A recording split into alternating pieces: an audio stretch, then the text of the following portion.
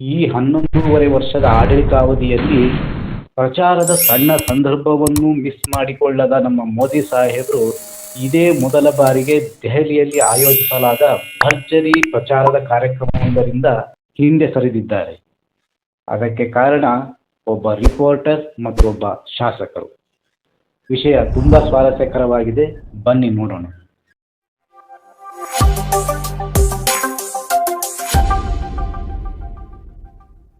ಬಿಹಾರದಲ್ಲೀಗ ಚುನಾವಣೆಯ ಕಾವು ಏರ್ತಾ ಇದೆ. ಇದೇ ಸಂದರ್ಭದಲ್ಲಿ ಛಟ್ ಪೂಜಾ ಹಬ್ಬ ಕೂಡ ಬಂದಿದೆ. ಛಟ್ ಪೂಜಾ ಎಂಬುದು ಬಿಹಾರಿಗಳಿಗೆ ಹೋಳಿ ದೀಪಾವಳಿಗಿಂತ ದೊಡ್ಡ ಹಬ್ಬ. ಹೀಗಿರುವಾಗ ದೆಹಲಿ ರಾಜ್ಯದ ಬಿಜೆಪಿ ಸರ್ಕಾರದಿಂದ ಒಂದು ಇವೆಂಟ್ ಆಯೋಜಿಸಲಾಯಿತು. ಯಮುನಾ ನದಿಯಲ್ಲಿ ತಾತ್ಕಾಲಿಕ ಸ್ನಾನಘಟ್ಟ ನಿರ್ಮಿಸಿ ಅಲ್ಲಿ ಮೋದಿಯವರು ಛಟ್ ಪೂಜೆಯ ಪವಿತ್ರ ಸ್ನಾನವನ್ನು ಮಾಡುವ ಕಾರ್ಯಕ್ರಮವು. ದೆಹಲಿಯ ಯಮುನಾ ನದಿಯಲ್ಲಿಯೇ ಈ ಕಾರ್ಯಕ್ರಮ ಆಯೋಜನೆ ಮಾಡಲು ಸಹ ಒಂದು ವಿಶೇಷ ಕಾರಣ ಇದೆ. ಅದೇನು ಅಂದರೆ, ದೆಹಲಿ ವಿಧಾನಸಭೆಯ ಕಳೆದ ಚುನಾವಣೆಯ ಸಂದರ್ಭದಲ್ಲಿ ಕೇಜ್ರಿವಾಲ್ ಸರ್ಕಾರದ ವಿರುದ್ಧ ಪ್ರಚಾರ ಮಾಡುವಾಗ ಬಿಜೆಪಿಯು ಯಮುನಾ ನದಿಯ ಸ್ವಚ್ಛತೆಯ ವಿಷಯವನ್ನು ದೊಡ್ಡ ಇಶ್ಯೂ ಮಾಡಿತ್ತು. ತಾವು ಅಧಿಕಾರಕ್ಕೆ ಬಂದರೆ ಯಮುನಾ ನದಿಯನ್ನು ಸ್ವಚ್ಛ ಮಾಡುವುದಾಗಿ ಭರವಸೆ ನೀಡಿತ್ತು. ಚುನಾವಣೆಯಲ್ಲಿ ಬಿಜೆಪಿ ಗೆದ್ದಿದ್ದೂ ಆಯಿತು, ರೇಖಾ ಗುಪ್ತಾ ಅವರು ಮುಖ್ಯಮಂತ್ರಿ ಆಗಿದ್ದೂ ಆಯಿತು.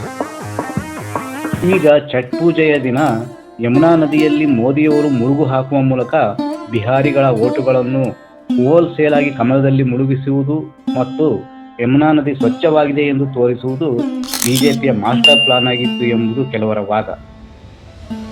ಬಿಜೆಪಿಯವರ ಇವೆಂಟ್ ಅಂದರೆ ಕೇಳಬೇಕಾ?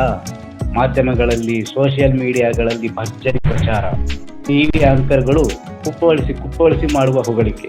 प्रधानमंत्री नरेंद्र मोदी छठ पर्व के आखिरी दिन पहुंचेंगे। छठ पूजा के दिन पीएम मोदी दिल्ली के घाट पर पूजा में शामिल हो सकते हैं। ಇವೆಲ್ಲ ನಡೀತಾ ಇರೋವಾಗಲೇ ಸೌರಭ್ ಭಾರದ್ವಾಜ್ ಎಂಬ ವಿಘ್ನ ಎಂಟ್ರಿ ಆಗೇ ಬಿಟ್ಟು ಯಮುನಾ ನದಿಯಲ್ಲಿ ನಿರ್ಮಿಸಲಾದ ಕೃತಕ ಸ್ನಾನಘಟ್ಟದ ಸುತ್ತ ಹಸಿರು ಪರದೆಗಳನ್ನು ಹಾಕಲಾಗಿತ್ತು. ಸೀಕ್ರೆಟ್ ಆಗಿ ಅಲ್ಲಿಗೆ ಭೇಟಿ ನೀಡಿದ ಆಮ್ ಆದ್ಮಿ ಪಕ್ಷದ ಶಾಸಕ ಸೌರಭ್ ಭಾರದ್ವಾಜ್ ಅವರು ಒಂದು ಜಾಗದಲ್ಲಿ ಆ ಹಸಿರು ಪರದೆ ಸರಿಸಿ ಸ್ನಾನಘಟ್ಟವನ್ನು ಕ್ಯಾಮೆರಾ ಮೂಲಕ ಜಗತ್ತಿಗೆ ತೋರಿಸಿದರು.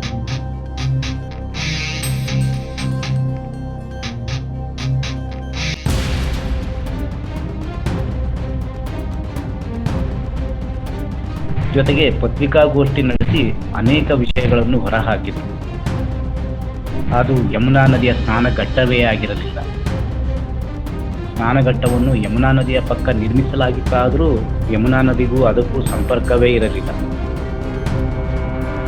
ಹಾಗೆಯೇ ಯಮುನಾ ನದಿಯ ನೀರು ಸ್ನಾನಘಟ್ಟಕ್ಕೆ ಬಾರದಂತೆ ತಡೆಯುವ ವ್ಯವಸ್ಥೆ ಸಹ ಮಾಡಲಾಗಿತ್ತು.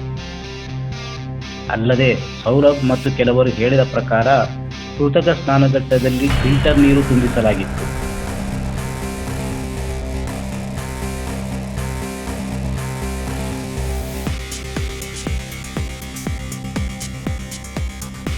ಈ ವಿಷಯವನ್ನು ಎತ್ತಿಕೊಂಡ ಬಿಬಿಸಿಯ ರಿಪೋರ್ಟರ್ ಒಬ್ಬರು ಸ್ನಾನಘಟ್ಟದ ನೀರನ್ನು ಮತ್ತು ಯಮುನಾ ನದಿಯ ನೀರನ್ನು ಕೈಯಲ್ಲಿ ಎತ್ತಿ ತೋರಿಸುವ ದೃಶ್ಯ ಪ್ರಸಾರ ಮಾಡಿದರು.